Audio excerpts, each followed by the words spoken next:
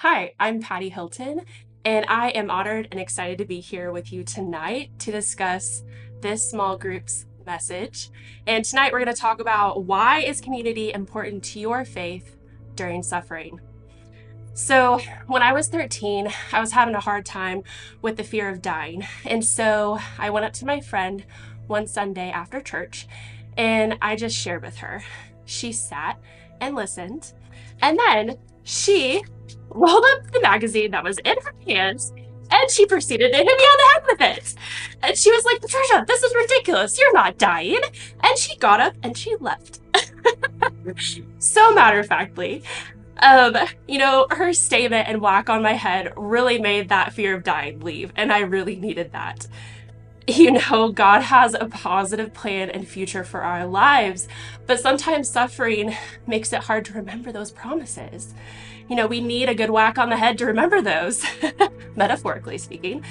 That's why community is so important to our faith during suffering. The body of Christ suffers together, but always honors and rejoices with one another, building our faith so we can meet together, each person just as important as the next. The main verse I want to follow tonight is 1 Corinthians 12:26 through 27. If one part suffers, every part suffers with it. If one part is honored, every part rejoices with it. Now you are the body of Christ, and each one of you is a part of it. I have 3 points that I want to touch on tonight. The first point is, if one part suffers, every part suffers with it. I've had many health issues growing up, which have led to a lot of at-home therapies. Thankfully, I've had parents help me share with that load.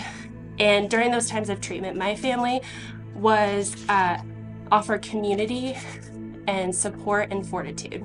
And also, I had some amazing youth leaders that I was able to go to camp because they woke up at 5:30 in the morning to help me do all my treatments so I could enjoy camp. It was awesome.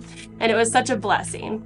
There are other moments in my life where my friends needed me and they were having a hard time.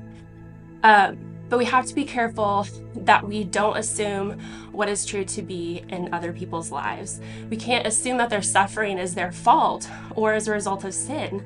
We need to come together as a community in suffering so that we can be stronger together.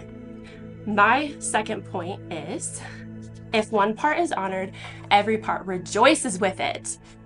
So, being a part of a community, you can rejoice, right?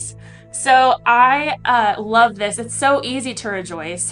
My brother just graduated from college, a engineer, and I am so excited. He called me and he said, I am magna cum laude, I think. And I was like, what? Celebrate.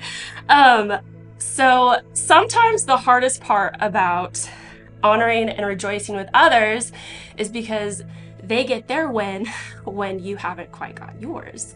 It's kind of hard. So I can laugh at it now, but back when my husband and I were looking for a house, our friend got one before us. Man, that was really hard. They're coming, they're like, woohoo, we got a house. And all I can think of is we don't have one. But thankfully, my husband was in that rejoicing realm. He was like, honey, let's come and rejoice with them. He paved the way for me to stand with him, and I am so thankful for that. Hearing their testimony gave me faith, gave us faith to keep searching for a house.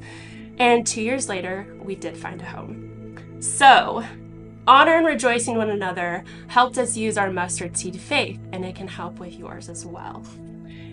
My last point for tonight is, now we are a body of Christ. Each one of us is a part of it. So this passage reminds me of being a part of my own family. So I was married 9 years ago to my wonderful husband, Travis, and I am part Hilton now. But I am still a daughter of my mother, so I'm still a Frater. So everywhere I go, I'm a Hilton and I'm a Frater. And it just makes me think about everywhere I go, I am a part of the body of Christ. So what does that mean for you? Everywhere you go, you are a body of Christ. And so it's so important that as a body, we go out, but we come back in. And we don't forget to meet with each other, right? Um, and it always makes me think about Jesus and how he met with his disciples and they got to eat food together and go places together. And one of the disciples' moms was sick. And so he was like, hey, let's go pray for her. And he prayed for her and she was healed. And I'm pretty sure she made them dinner. So it was really good. And then Jesus went to weddings and feasts, and he just inspires me to go outside of my comfort zone with my own small group and love on other people. And so I want to encourage you to do that. That person that's sitting alone eating lunch, invite them to your small group. You know, what are you doing tonight? Just ask them. It's really good. So to summarize, being part of a faith community during the good and bad times reinforces our sense of belonging and purpose in serving and glorifying God together. My last verse I want to share with you tonight is Hebrews 10:24-25. And let us consider how we may spur up another on toward love and good deeds, not giving up meeting together, as some are in the habit of doing, but encouraging one another. Thank you for letting me share tonight, and have a great discussion tonight. Love you guys.